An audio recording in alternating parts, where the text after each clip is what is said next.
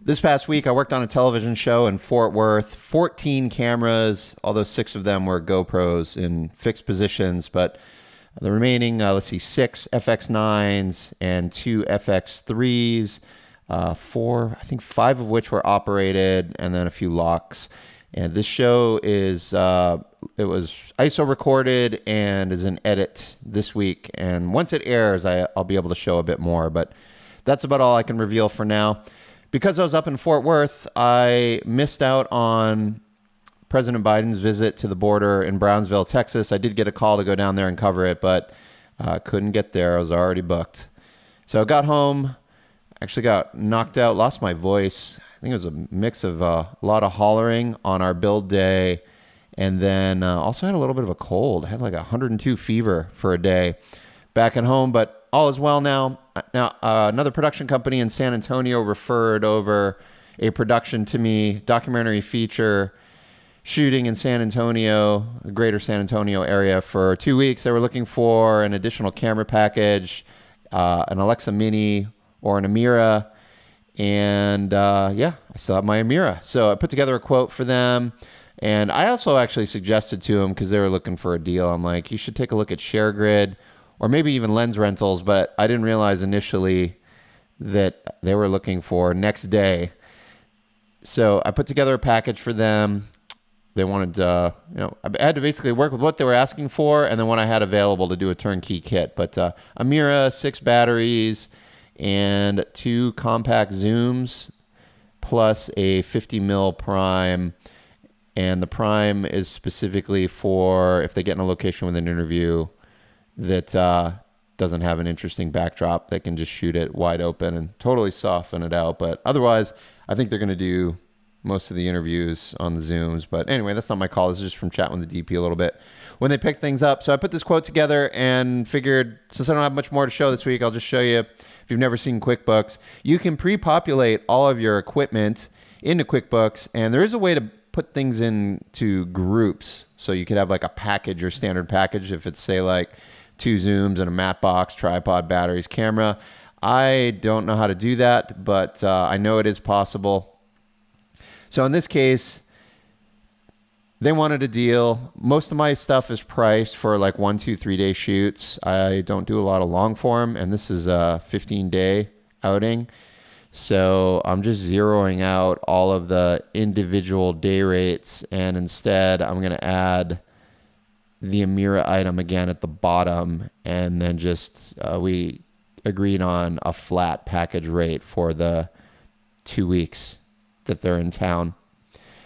And then while this quote was out, some of my terms, because it was next day pickup, is like, I need a certificate of insurance listing me as additionally insured and lost payee, with a few other typical insurance requirements. I had a lease agreement that needed to be signed. I wanted to do a little bit of research and just, make sure it's, these are like qualified, capable people. There's always a little bit of concern on a referral. I don't know anybody, don't want to get scammed and obviously lose my gear. And rest assured, these are legit and credentialed people. I know my kit is in good hands.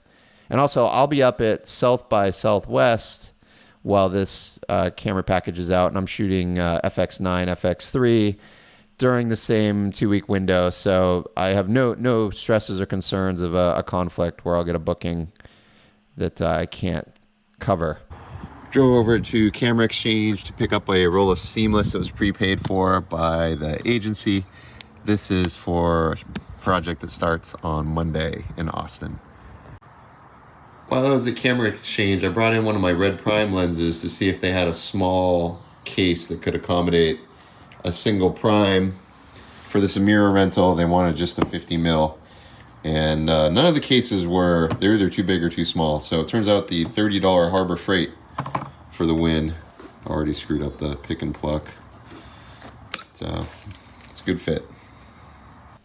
So I didn't want to take the hour to 90 minutes to prep all of the gear for the rental until I got the credit card payment, signed lease agreement, and COI in. Because I don't know, I feel like a lot of these calls I get, it's like the urgent ones, same day, next day. It's I'd say like 50% success rate that they can come through and provide the insurance and get the payment in COD.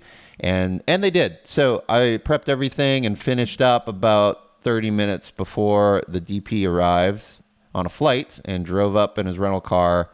And we went through all the kit together. He was happy. And man, I must say, once again, every time I build this kit out, it's still my favorite form factor. Longer camera, shoulder balanced, viewfinder with a very rigid mount. So my head is a third point of contact on the camera for stability. Although, man, that thing is just too heavy, especially now. Gosh, it's been 10 years I've been shooting on this camera, and I feel it more now than I did in 2014. And these two Canon compact zooms, so underrated. 15 to 47, 30 to 105. They're the same size and weight. Just so sharp. Like, they look like primes. They don't flare. Well, they flare a little bit, but they don't have any character in that regard. But they're just awesome lenses. I've probably shot hundreds of hours of interviews and B-roll for broadcast television, mostly sports feature packages with this 2-lens kit. And then when I moved to Texas, I left this kit behind with one of my mentors, cinematographer in Los Angeles, that shoots a lot for ABC shows and also does a lot of promos for ABC owned and operated news operations. I've crossed the 1-year ownership position with the LiveView kit and just got the license agreement annual renewal invoice, and whew, that stings. I had short-term forgotten that bill was coming up, and so I've been sitting on it. I've been busy enough just January, February this year that I'm good to pay for another year of licensing. This is in addition to the monthly bandwidth fee. But I am getting a little nervous because the bulk of my live work, as you've seen, has been border coverage. And things in Texas have quieted down quite a bit with the governor fortifying the border and all the activity now. And what's national newsworthy is out in California and Arizona. So I don't know what the rest of the year is going to bring for me regarding LiveView. I'm sure I'll get some election-related assignments, and then there'll be a few other one-off breaking news things. But I think the border might be winding down for me. Alexa 35, if it's in reach for you and your client base, I'm sure you're already aware of these numbers. I talked to a sales rep. I would love to do this, and had I stayed in Southern California, I'd own one and be working on my second one. But here in South Texas, I just, as I've said before, I don't have the market for it now, and it would be tight. I could make it work. If I really wanted to have that body, I could make it work, and then keep the Amira as the B camera, and then maybe down the road get a second 35. But I'm in a Sony world now. It's just the kind of work I'm getting. And I know it's not unique to me either. It just seems to be a lot of the Amira work that I was doing a few years ago. Those same clients are now Sony based. And it's, I would say, more for the product line flexibility, having a little mirrorless camera on up to the Venice. And like the shoot I just got off of, we had 6 FX9s and 2 FX3s. Although that's not entirely fair, because for years I shot Blackmagic cameras as like a B or C camera to the Amiras, and that content intercuts great. The Blackmagic color science seems to be very similar to that vintage of ARRI cameras. So going forward, I guess I'd probably do the same on that side. Well, with all that said, yeah, the BURANO is the next camera. I went from being very low on cash flow end of last year, like October, November. I just had this payables gap. I was working, but the checks weren't coming in. I had to draw from savings for those 2 months to cover some of the bills to make up the shortfall. And then I had a whole wave of checks come in the last 45 days. So I've got enough cash set aside to just 25 grand wire to the dealer and get that BURANO out. But it's like the universe knows. So I was going to shoot a bunch of B-roll of this, but I'll just rattle through it. My dishwasher that I purchased when we moved into this house 3 years ago is dying. I ordered a new water jet pump for it. I'm hoping I can fix it myself. My dryer is dying, and I've already taken it apart multiple times and replaced different components, but I seem to be in that cascading event now. Like I changed a thermal temperature sensor, and then that caused something else to go out. Now like the bearings for the tensioner for the belt, I think the bearings are failing and it needs a new belt. And then there's a dryness sensor that's intermittent. And so anyway, the thing just like I get it working for like a couple closed cycles and then it goes out again. So I think I need a new dryer. And then the washer has been dumping water in the laundry room. Same thing. I've torn that thing apart multiple times. That washer might be like 8 years old at this point. So I think I'm going to need a repaired dishwasher, new washer, new dryer, and I'm overdue to replace the roof here at the house, and a composite asphalt roof is going to be about $12,000. I'm paying cash for it. I'm not doing any insurance shenanigans. And we live up on a hill. It's very windy here, and you get a lot of hail here in Hill Country, Texas. So I want to do a metal roof, be the last roof this house gets while I'm alive.